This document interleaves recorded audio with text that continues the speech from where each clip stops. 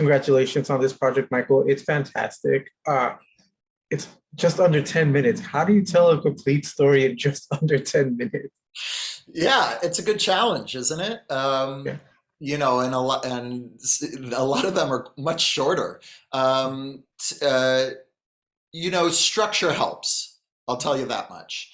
Uh, the film follows a three-act structure pretty specifically. The first scene being in the bedroom, second in the kitchen, third in the car and on the street.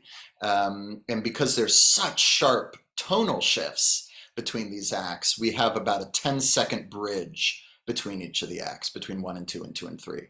And so it forced me and my team to be so fanatical about the specificity of the storytelling and the tone and the shots and the color and the light. And I think, sometimes I like to play around and explore and find things on set. We didn't have that luxury here. We really had to be so diligent in advance so that the actors could feel that they had the freedom to play on set. That's where the room for playfulness is the actors getting sparks of inspiration to ad lib and try things a different way. So yeah, I mean, the prep work is what helped us tell the story in 10 minutes. Definitely. And your cast is fantastic. How happy are you with that? And what kind of discussions did you have in order to get this type of performance from them? Oh gosh, yeah. I could die happy with my cast, especially obviously the main trio of Tatiana Maslany and Brendan Hines and Misha Osherovich. They knocked it out of the park, and they look like a real family, which is pretty astounding.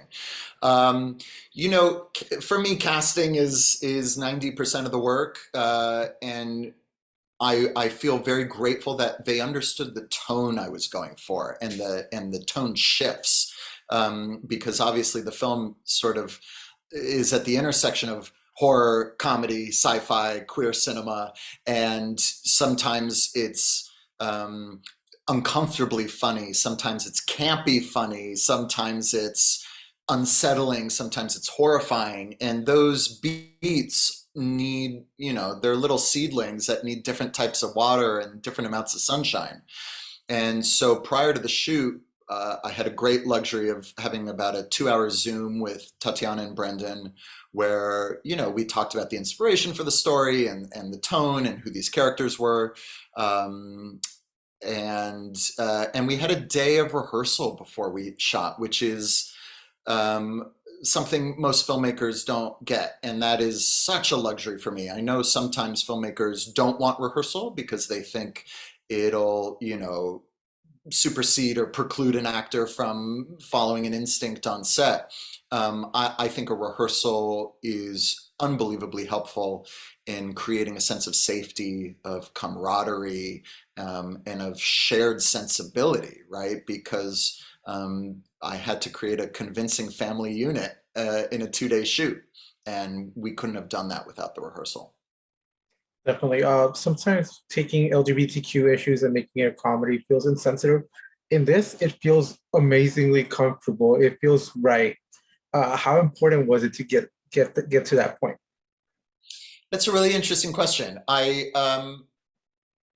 I would hope that the humor in this film, to be honest, even if I wasn't a queer filmmaker, that someone else would have the permission or feel emboldened to tell a story with these jokes too. They're clearly all riffs on, if not virtue signaling, people who are desperate to feel that they're doing it right or being inclusive in the right way, which I think, people of color, women, queer people can all sort of relate to. But ultimately, to me, that is about the people, and not the people they're trying to be inclusive of. In my first meeting with Tatiana, she asked me what inspired her character, and I told her I was marching in one of the Black Lives Matter marches 2 years ago in Brooklyn when I was living in Brooklyn. And there were all these white girls on the side of the road crying. And they were all crying because they felt like, God, they're trying so hard and they don't know what to do. And they just weren't like talking nonstop. And and clearly becoming the focal point and the center of attention. And it was as if I just wanted to go up to them and just said, like, just listen, just like sit in that discomfort. Like I think we've as a culture sort of think discomfort is bad. And I actually am someone who advocates for discomfort in storytelling, because I think discomfort is when we question things. It's when we question authority. It's where we question privilege. And I think that discomfort is how we grow. And so this sort of, obviously, it's a bit of a stereotype, but this idea of a white woman who is relentlessly centering herself in conversations around people of color or queer people, was just sort of apt for satirization. Definitely. And how did you feel having been part of this bite-sized Halloween for Hulu? How did I feel being a part of it? Yeah. Oh my gosh, I'm privileged to be in the company of these other filmmakers.